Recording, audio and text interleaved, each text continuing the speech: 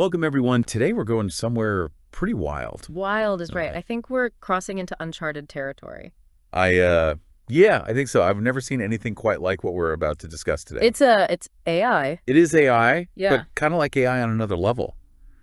I don't even know how to put it in the words yet. Meta AI. Meta AI. Yeah, I think that's a good way to describe it. AI, examining AI, essentially. Yeah, so we're looking at this series, right? It's called Forgotten Sci-Fi TV, and that alone, I mean, that's a cool Oh, idea, right? yeah. I love these kinds of shows, things that dig back into the archives and, find these hidden gems. Right, like those shows that maybe didn't get a fair shake the first time around or just completely fell through the cracks. Exactly. And this show does exactly that. It finds all of these like really, really obscure sci-fi shows, some of which I'd never even heard of. Yeah, me neither. I mean, you've got your Quark and your Otherworld, and even It's About Time. It's about time.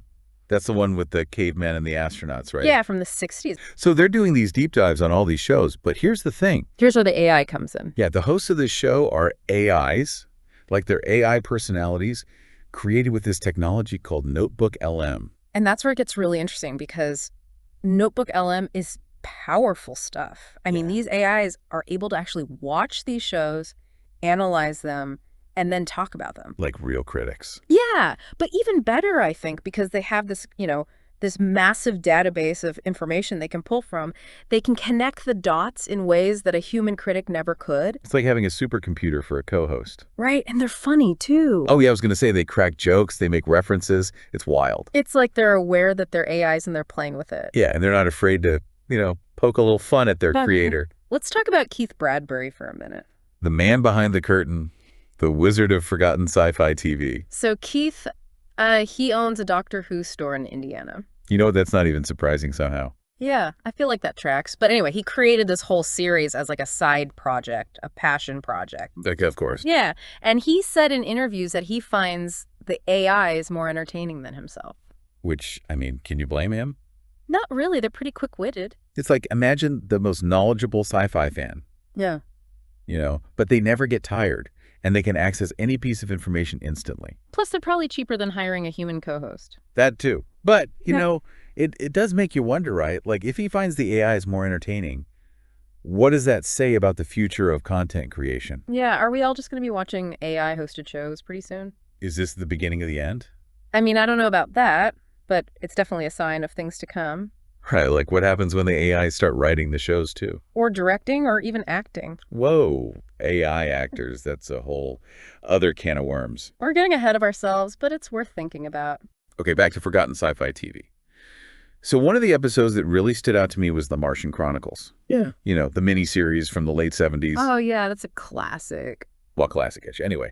But the AIs point out all these things about the show that I never even noticed, like how it dealt with the ethics of colonizing another planet. Right, and how those themes are still relevant today with everything going on with space exploration. Like they're able to see these deeper layers that we humans maybe miss because we're too caught up in the special effects or whatever. Or maybe we're just not as good at connecting the dots across time and different sources of information. Right, because the AI can access everything all at once. It's like having this massive encyclopedia in their brains, and they can pull out exactly what they need when they need it.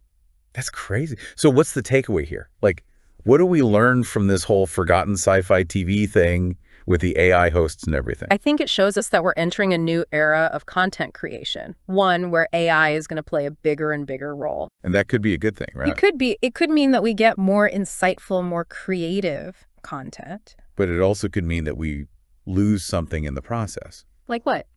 Like the human touch.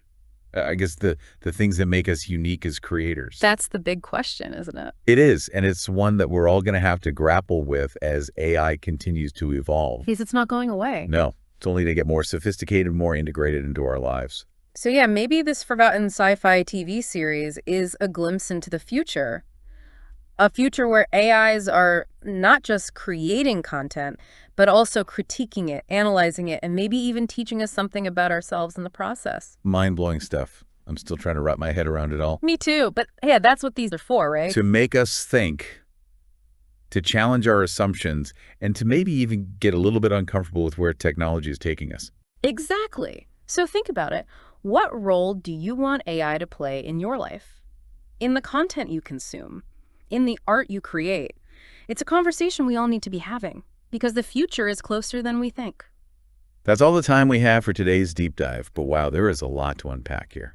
Definitely. And I think this is just the tip of the iceberg. We'll be seeing a lot more from AI in the years to come. Until next time, keep exploring, keep questioning, and keep an eye on the robots. They might be watching you already. That's a little creepy, but okay.